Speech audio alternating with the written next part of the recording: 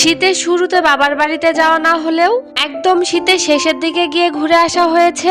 আর শীতের শেষ প্রান্তে গিয়েও যে শীতের আসল আনন্দ পিঠা খাওয়া একটুও মিস হয়নি। প্রায় সব ধরনেরই পিঠা বানানো হয়েছিল, তবে ব্যস্ততা আর গল্প আড্ডার ভিড়ে আপনাদের জন্য সব পিঠার ভিডিও করা হয়ে ওঠেনি। তবুও এই গল্প আড্ডার ফাঁকে ফাঁকে যতটুকু পেরেছি সেটুকুই আপনাদের সাথে শেয়ার করার চেষ্টা করছি।